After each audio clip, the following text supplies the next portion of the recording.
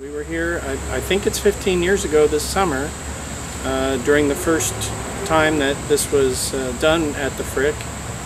Sue Martin asked us to take care of that. She was the director of that sort of stuff at the time. She's retired by now. But yeah, we were here, we did a concert. None of us knew really what to expect, and we were pleasantly surprised by just how many people showed up and sat out on the lawn and had a good time. As someone who plays classical music for a living, playing jazz is kind of the antithesis, because you're going from structure to improvisation. We're going from having to play exactly what's on the page to playing what we want to play. How did you make that change? I mean, it's something that you wanted to do. You wanted to... Well, I still play classical music. All of us do. Right. And I think that we find this to be pretty darn relaxing. We enjoy doing this a lot. We don't get to do it as much as we'd like to. But it's a really good thing when you're a classical musician to have the opportunity to not play what's on the page. It just changes your mindset completely about how you go about what you do. We really enjoy this a lot.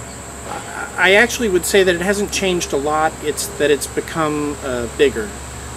Just the longer we're together, the more tunes that we have explored and learned and decided that we like enough to include in what we do when we give a concert or play at a restaurant or a bar or play for somebody's wedding.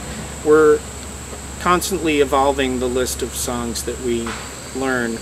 I have to say, though, that the fact that we're all about the same age means that we have a very similar frame of reference when it comes to what tunes that we were listening to when we were in grade school, in high school, in college, and it helps us kind of think, oh, well, that was one that we really liked, let's work on that one. And that doesn't necessarily mean that that tune is from that era. It just might be that we heard somebody play it when we were at that age and we thought, yeah, that's a tune that we really like. I mean, for instance, there's a really famous recording of Horace Silver playing his song for My Father. And that was played a lot when we were about junior high age. And I've noticed it's making a resurgence lately, but 20 years ago when we first got together, we thought, that's a tune we really like, let's work on that.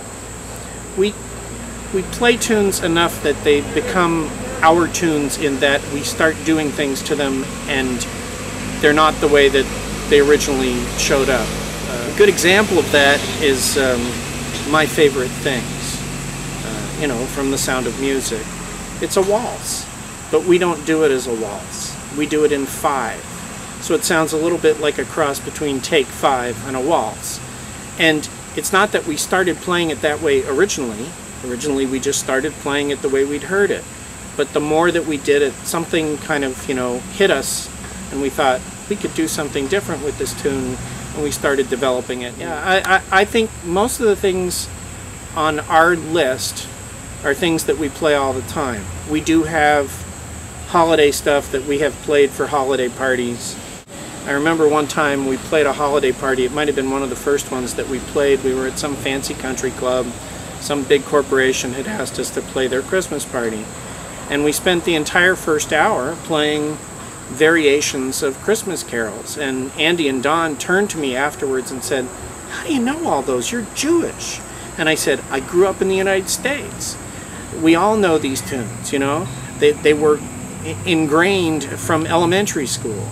Are there songs that you've found just over the 20 years you've been doing this that are just guaranteed, you always include them in the lineup because they're songs that the audience just loves? I think there are, but if you were to ask me which songs those will be, I won't tell you. Okay. We're just going to leave it up to, generally speaking, we have a big list of tunes, and a lot of the time we will decide before we go on stage what's the first and second tune, and maybe not past that. Mm-hmm. And then from that point on, I will turn to Andy and say, okay, what's next? Because Andy seems to have a really good feel for how to pace our sets. And I feel very comfortable with not worrying about it and just having him say, okay, well, let's do this now. I will say that we have a fair number of Latin tunes in our repertoire, and that comes from my spending a year before I lived in Pittsburgh. I lived in Rio de Janeiro, and I went and I heard a lot of these people play their music, and I fell in love with it. And I've been trying for years to get Andy and Don to, you know, say, okay, this is the way we play this, because it's very relaxed compared to the way a lot of other musicians play these tunes. I had the good fortune to actually go to the bar where they wrote Girl from Ipanema, and I saw the scribble on the wall where, you know, they made their first, you know, attempt at writing that song. The only part which is completely planned are just the melodies of the tunes themselves. Past that, we'll be doing what we want to do with them. And that's pretty much the way we always play jazz. Well, I'm excited that it's working out that on this visit to the Frick for First Fridays again, my whole family will be here. My wife and my 2 daughters. And that's just the way it was 15 years ago, except everybody's a little older. Terrific. Well, thank you so much. Sure, my pleasure.